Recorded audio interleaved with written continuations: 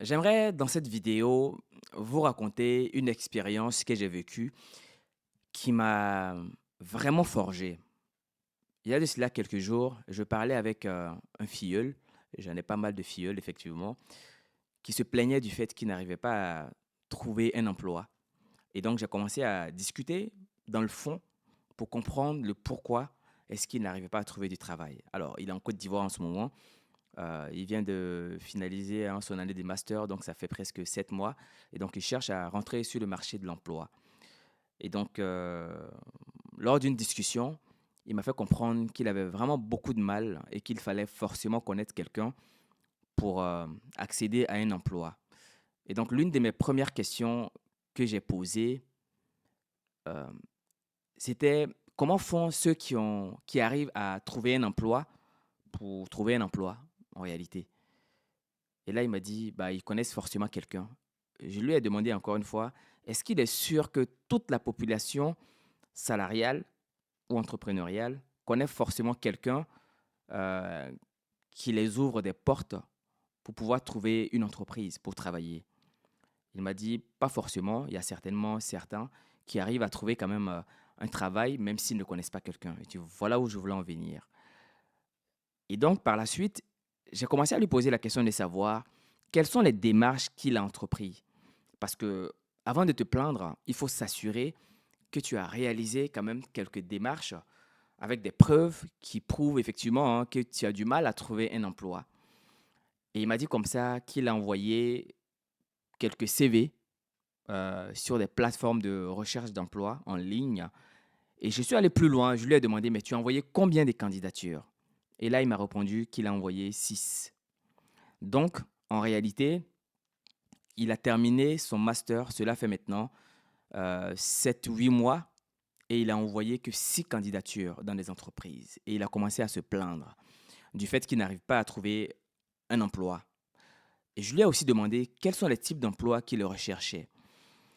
Et il a commencé à me parler un petit peu des types d'emplois qu'il voulait faire. Alors, il y a certains types d'emplois qui restent, hein, relativement dans son domaine, qu'il refuse catégoriquement. Et pourtant, il est junior. Et quand je dis junior, il n'a même pas eu d'expérience, hein, ni de stage durant son cursus de formation, car il est de formation universitaire. Comme vous le savez, les universités, généralement, ne font pas faire de stage lors du cursus scolaire. C'est après avoir obtenu notre diplôme qu'on va faire des stages pour par la suite, hein, être embauché au sein d'une entreprise. Et donc, je lui ai dit, laisse-moi te raconter un petit peu mon expérience lorsque je cherchais mes alternances dans mes années très, très compliquées. Je lui ai dit comme ça que j'avais envoyé plus de 452 CV. Et là, il a attrapé sa tête. Il dit, mais c'est pas possible. Et là, il a compris qu'il venait de faire une bêtise en me disant que lui, il avait envoyé 6 CV en 7 ou 8 mois. Et moi, sur les 452 CV dont je parle, je ne compte même pas les candidatures instantanées. Vous savez, lorsque vous allez sur les plateformes de recherche en ligne, de recherche d'emploi en ligne, parfois, il y a des candidatures qu'on peut faire de façon spontanée. C'est-à-dire que si tu as eu à venir déjà une fois sur la plateforme, ben en fait, tu peux juste cliquer sur un ou deux boutons pour entrer ton CV pour faire ce qu'on appelle la candidature simplifiée, donc instantanée. Et moi, je l'ai fait abondamment. Allez, j'ai fait une centaine. Donc, si on comptabilise tout ce que j'ai fait, on est entre 700 et 800 CV envoyés. Et ça, je pèse mes mots parce que j'avais un fichier Excel où j'avais noté toutes mes candidatures. Les 452 là, je le dis parce que je les ai notés sur un fichier Excel. Et j'avais un parent qui m'aidait aussi à envoyer un CV à côté. Malheureusement, sur les 452 CV, j'ai eu que 3 entretiens. Et les 3 entretiens se sont soldés par des échecs. Je fais cette vidéo avec la permission évidemment de mon filleul pour vous dire que parfois on n'entreprend pas les démarches qu'il faut, mais on se range du côté de la facilité.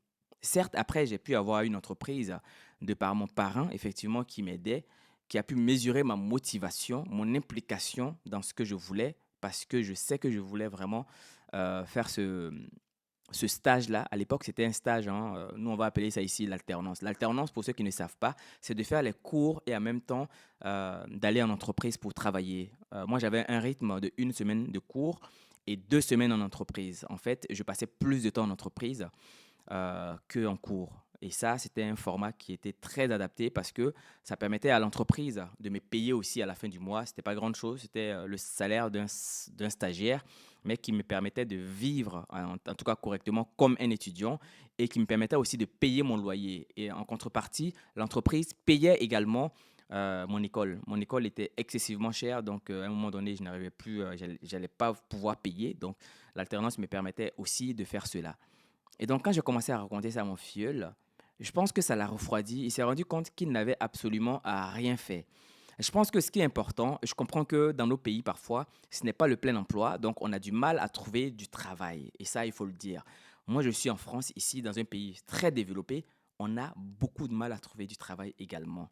Vous voyez, je vous ai dit littéralement qu'en 4 mois, j'ai envoyé plus de 452 CV sans forcément avoir une réponse positive. On aurait pu dire, mais en fait, chèque, tu es dans un pays développé, il y a du travail partout.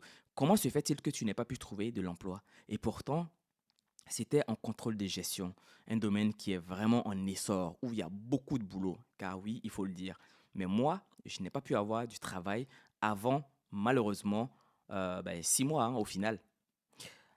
Les écoles de commerce ou les business schools nous disent qu'on a le premier emploi autour de 6 mois. Il y a des étudiants que je connais qui font 7, 8 mois, voire même une année, car oui, j'en connais directement, sans avoir du travail. C'est pour vous dire que le chômage est une affaire de tous. Ça concerne tous les pays et tous les individus également.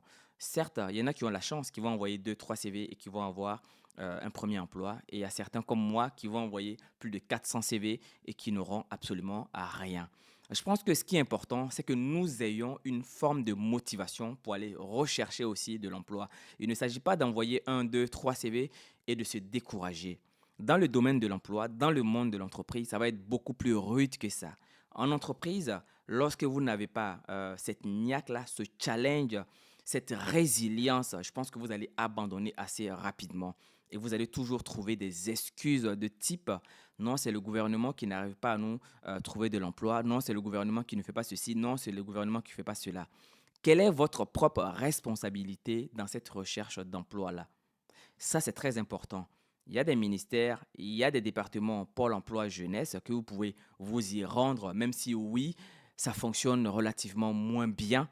Je pense que l'initiative est quand même très, très importante. Moi, je suis ici parfois, on a des candidatures qui viennent de la Côte d'Ivoire sur certaines plateformes. Moi, de temps en temps, je postule là-dessus pour voir encore si mon profil est attractif.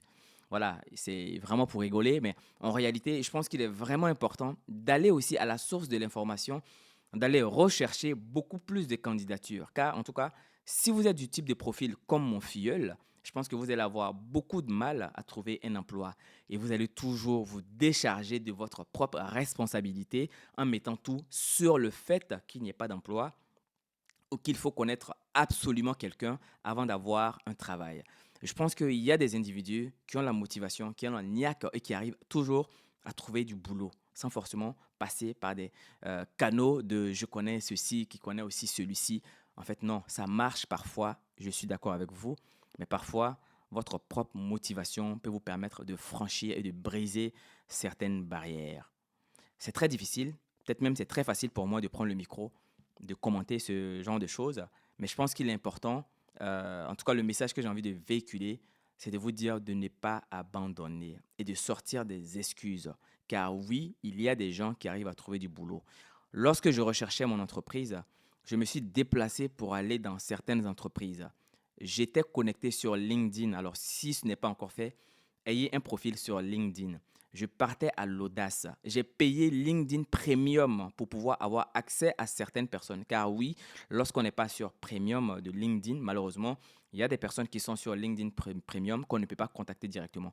Donc, j'ai payé LinkedIn Premium à 30 euros, je crois bien, pour pouvoir accéder à ces personnes-là sur 2 mois. Et donc, je pense qu'à un moment donné, il faut investir aussi sur notre développement personnel. C'est ce qui va nous permettre aussi de pouvoir ouvrir certaines portes. Et soyez audacieux. N'ayez pas peur d'aller demander aux gens. Moi, demain, si j'ai besoin de quelqu'un qui est au ministère quelque part là-bas, je vais lui envoyer un message sur LinkedIn pour dire, bon, voici mon profil, voilà ce que je sais faire, voilà ce que j'ai eu à faire anciennement. Si vous avez un emploi disponible pour moi, je serais ravi de vous rencontrer lors d'un entretien pour pouvoir discuter de cela. Je pense qu'il faut aller à l'audace de temps en temps. C'est ça aussi qui permet de pouvoir briser certaines barrières. Lorsqu'un individu viendra me parler de son problème d'emploi et qui me dit qu'il a vu mon profil, qui serait potentiellement intéressé au fait que je l'embauche si je suis un employeur, mais je serai forcément séduit par son audace, par son courage, par sa motivation. Et je pense que c'est vraiment ce genre d'initiative que chacun d'entre nous devrions prendre. Moi, c'est le conseil que je peux donner à mes petits frères, voire même à des plus âgés que moi, il n'y a pas de problème, si vous êtes preneur pour le conseil. Mais il ne faudrait pas à chaque fois rester dans le canapé et faire des commentaires de type si tu n'as pas ou si tu n'es pas un fils d'eux, tu ne pourras pas accéder à un emploi. Tu vas te conditionner à ne pas avoir un emploi tout simplement si tu commences à raisonner comme ça. En tout cas, c'est une réflexion que je voulais partager avec vous aujourd'hui car je trouve qu'il y a beaucoup trop de facilité avec notre génération. Souvent, on se décharge de notre propre responsabilité en mettant toujours la faute sur le gouvernement. Il n'y a que dans nos pays là qu'on pense que le gouvernement va employer tout le monde. Oui, le gouvernement doit créer un climat de faire en sorte que les entreprises privées soient prospères. Mais en réalité, c'est le secteur privé qui développe un pays. Et ça devrait être le cas. Votre cible doit être le secteur privé et non le gouvernement. Et si demain, vous avez l'occasion d'être appelé par un gouvernement pour venir travailler, ce sera tout à votre honneur. Car oui, on souhaite tous servir notre pays d'une façon ou d'une autre. Donc, s'il y a un ministère qui vous appelle à venir travailler, qui êtes-vous de refuser?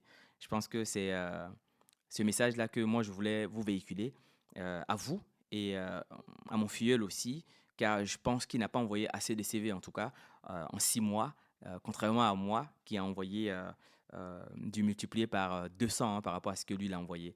Donc il y a beaucoup d'efforts à faire encore. Et si vous êtes aussi l'un de mes petits frères qui m'écoutait, ou même grand frère, je pense qu'il serait très important de multiplier d'efforts et de sortir le costume des excuses. Soyez opérationnel, soyez dans l'action, car c'est comme ça que vous allez pouvoir décrocher un emploi et de prouver aussi votre motivation. J'espère avoir été clair dans cette vidéo-là. Et pour ceux qui ne me connaissent pas, je m'appelle Cheikh Traoré et je suis diplômé d'un master en finance internationale. Donc, je suis le mieux placé pour vous parler des questions de gestion d'entreprise. Donc, si vous avez besoin de conseils, je me ferai un malin plaisir d'essayer à minima de vous répondre. D'ici là, prenez soin de vous et de vos proches et continuez à envoyer vos CV et d'aller briser les barrières qui sont devant vous. À très bientôt. Au revoir.